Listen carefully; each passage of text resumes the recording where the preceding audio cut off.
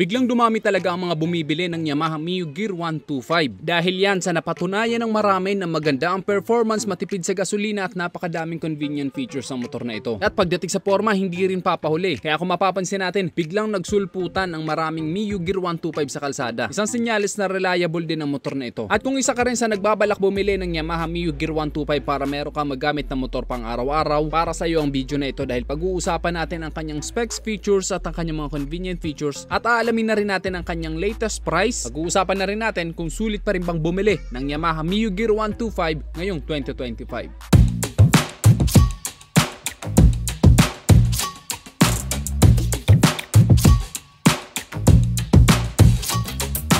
Nandito tayo ngayon sa Motor Ace Iriga City branch at tayo nasa harapan natin ngayon ng napakaangas na Yamaha Mio Gear 125S version. Kaya ito tinawag na S version dahil ito ay meron start and stop system switch. Ito yung kapag ka inactivate mo, every time natitigil ka sa mga traffic light or huminto ka, automatic rin na mamamatay ang makina mo after 3 to 5 seconds. At kung kailangan mo nang umandar, pihitin mo lang ang silinyador, aandar ka na ulit. So sa pamamagitan nito, mas makakatipid ka sa gasolina, mas eco-friendly. Meron pa itong answer box system na kapag ka pinindot mo yung kanyang remote, tutunog ito. Ang Yamaha Mio Gear 125 ay isang napaka-functional na perfect talaga pang araw-araw. Unahin natin pag-usapan ng kanyang mga convenient features na isa talaga sa panlaban ng Yamaha Mio Gear 125. Meron itong malalim na bulsa dito sa harapan, kaya naman meron kapag lalagyan ng iyong gamit. Malalim din ito kaya safe na safe ang ilalagay mo. Meron na rin itong built-in charging port, so pwede ka na mag-charge ng iyong phone na magagamit mo talaga lalong-lalo na kung ikaw ay delivery rider o kaya kung ikaw ay maglo-long ride, hindi ka dapat malubatan. Kaya maganda talaga na meron na itong built-in charging port. Meron na itong hook dito sa harapan kaya meron kang pagsasabitan. Bukod pa doon, meron pa itong retractable hook kaya safe na safe ang ilalagay mo at hindi basta-basta mahuhulog. So dalawang hook ang meron ang Yamaha Mio Gear 125. Meron pa itong malapad na footboard kaya kung marami kang dala-dala, hindi ka na mahihirapan pa, pwede kang maglagay dito sa harapan. At meron din itong malalim na underseat storage na up to 18 liters ang capacity. At ang maganda pa dito, kung meron kang angkas sa bata o mga edad 7 to 12 years old na hindi pa katangkaran, hindi sila mangangalay dahil meron silang pagtutungtungan. Meron din disenyo na foot peg para sa yung angkas sa bata. Bukod pa doon, yung mga gilid nito at yung mga gilid na fairings ito ay rugged, hindi basta-basta magagasgas at kung sakaling ma-slide ka man ay hindi basta-basta masisira o mabibiyak. So dito pa lang sa kanya mga convenient features, talagang okay na itong Yamaha Mio Gear 125. Sunod, ang kanyang fuel capacity. At isa pa sa maganda sa motor na to, napakatipid dito sa gasolina. Kumukonsumo lang ito ng up to 45 to 50 km per liter. Kaya makakatipid ka talaga lalo na't napakamahal ng gasolina ngayon. Ang fuel capacity nito ay 4.2 liters lang. Medyo maliit lang pero dahil matipid naman na to sa gasolina, matagal na rin bago ka maubusan ng gasolina kung ikaw ay magpapa-full tank. Pero kahit na matipid ito sa gasolina, hindi ka rin mabibitin sa performance nito para sa isang 125cc na motor. Powered kasi ito ng Blue Core technology na isa sa pinagmamalaki ng Yamaha para sa kanilang mga scooter.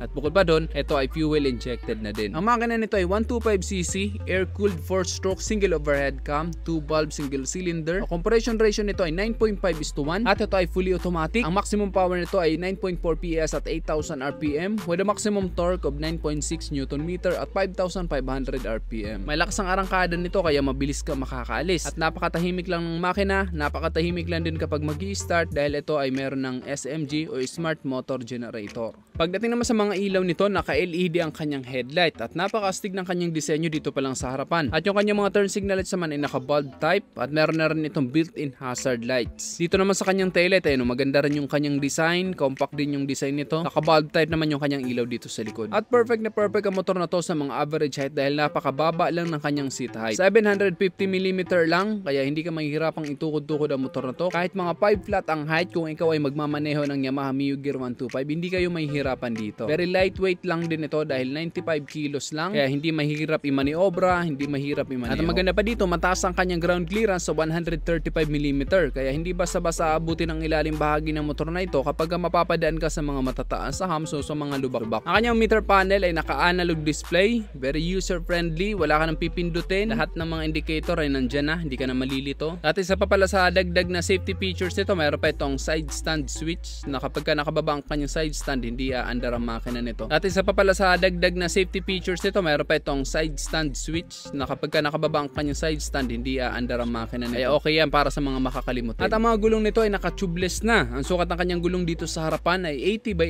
80 by 14, sa likod ay 100 by 70 by 14. Malalapad ang kanyang mga gulong kaya maganda rin ang handling ng motor na ito. Pagdating naman sa kanyang preno, naka disc brake sa harapan, sa likod naman ay naka drum brake, at ang kanyang suspension telescopic fork sa harapan, sa likod naman ay single shock. At ayan, diba? Napakaganda ng forma nitong Yamaha Mio Gear 125. Elegante ang kanyang design. Simpleng-simple lang kung titingnan pero hindi nakakasawa. Ito yung color matte black na color brown yung kanyang upuan. Kaya may pagka-classic din yung kanyang design kung titingnan. Pagdating naman sa presyo nito, ang kanyang cash price dito sa Motor Ace Iriga City ay 86,500 pesos. Din kung i-avail mo ito ng installment, ang minimum down payment nila dito ay 3,000 pesos lang. At ang magiging monthly installment mo sa 36 months ay 4,612 pesos. Dito yan sa Motor Ace Iriga City, kaya kung nandito ka lang sa Iriga at naghahanap ka ng Yamaha Mio Gear 125, yan, bumisita na lang kayo dito. At para sa akin, masasabi kong sulit pa rin ang pera mo dito sa motor na to. Unang-una nga, napakaraming convenient features, matipid sa gasolina, at matibay ang makina. Pagdating naman sa mga pyesa, marami na rin mga available ng Yamaha Mio Gear 125 kaya hindi ka na rin mahihirapan. Kaya kung nag-iisip ka o nagbabala kang bumili ng Yamaha Mio Gear 125, bilhin mo na yan dahil wala kang pagsisisihan sa motor na ito at siguradong tatagal ito lalo na kung ikaw ay maalaga sa motor. Bago matapos ang ating video, tatanungin muna kita, ano masasabi mo dito sa Yamaha Mio Gear 125 na ito? Nagustuhan mo ba ang kulay nito? Nagustuhan mo ba ang kanyang disenyo at ang kanyang mga features? I-comment mo na lang sa baba ang iyong opinion, at kung nagustuhan mo naman ang video nito, just hit like.